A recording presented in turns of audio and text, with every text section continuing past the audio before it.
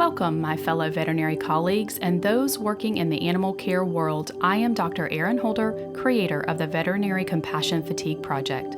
While the veterinary field is rewarding, it is profoundly exhausting and over time takes its toll on our mental, emotional, and physical health. These blogs are my experiences of owning a large integrative hospital for 18 years while raising 4 kids with my husband, my best friend, and learning from my many mistakes. Understanding where I went wrong and how I crashed and burned has been a journey to healing myself and hopefully others. Here is my latest blog.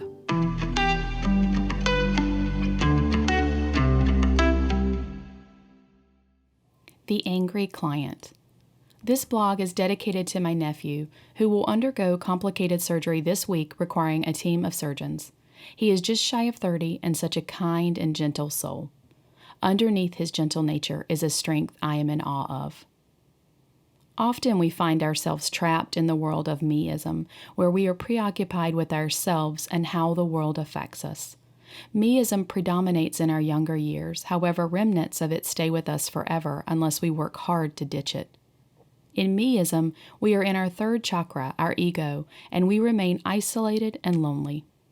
Meism keeps us from connecting to others in any real way. It prevents us from being able to act compassionately. We see ourselves as separate. Life becomes about protecting ourselves, our families, our businesses, and our things. We cannot possibly understand what others are going through because we are so wrapped up in our own suffering. There are some people that live their lives in this realm, but most of us just sink there from time to time. The simple fact is that life is hard and no person escapes the difficulties of life. That is certain. For me, I created a world in my mind where every other veterinarian business owner was thriving and I was the only one struggling. This world, born of my ego, was a world of untruths and gave me permission to feel sorry for myself. If I am the only veterinary business owner battling the fatigue of owning a business, then what need would I have to reach out to others? My ego won and kept me isolated from the healing effects of togetherness.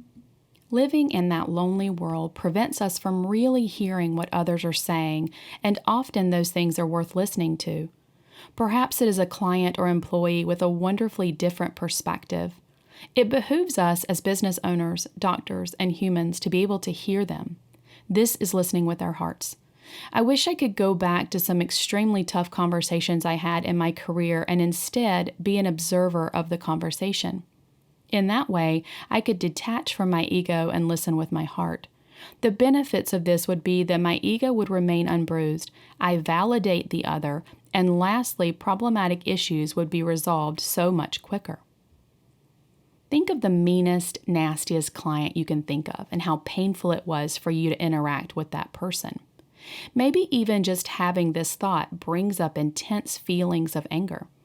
It can hurt personally so much that we are unable to stop feeling the hurt for even a moment to imagine how much pain that client must be in.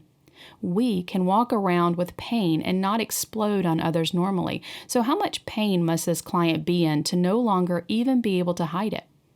It is safe to assume that they are suffering intensely. I am not giving clients a free pass to be jerks to us, but when we listen with our hearts, we receive several benefits. We no longer see this as a personal or professional attack, but a display of intense pain.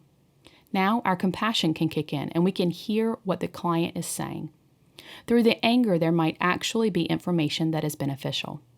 Typically, if the client feels that we are hearing them, it will de-escalate their anger, and listening with compassion prevents us from reacting. Quick reactions are directly from our ego and get us into trouble so often. When you find yourself the focus of an angry tirade, breathe deeply and slowly. Listen to what they say as best as possible with your heart. Understand that they are clearly in pain far deeper than this single event. And finally, when you are ready, respond appropriately. We simply have no way of knowing what they had to deal with that morning. Perhaps it was an anniversary of a loss, or they just got fired from their job.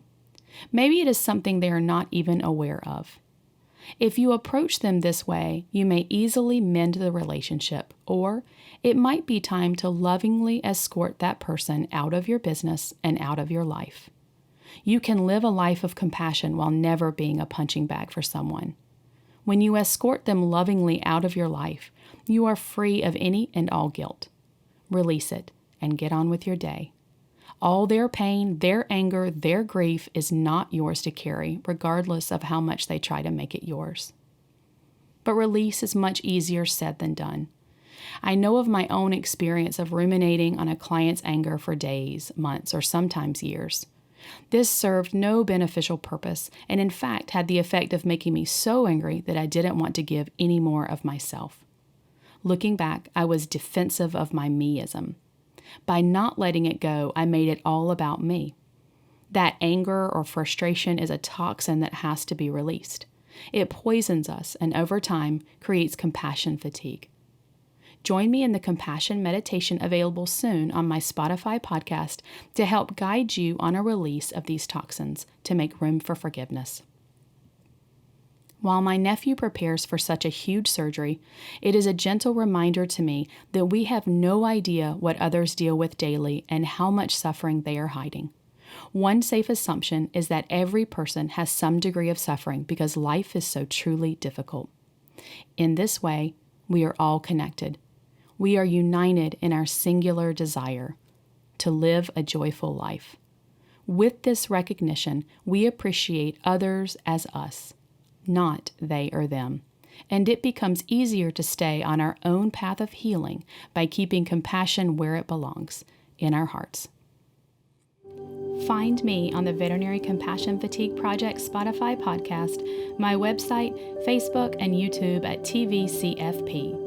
Let's keep talking about what we face in the veterinary and animal care world and ways that we can help each other. Reach out if you have a particular topic you would love to hear about. Subscribe to hear updates on our annual restoration retreat to be launched in spring of 2025. As always, I hope you find what you're looking for and share it with anyone who needs it. With love and hope, Dr. Erin Holder.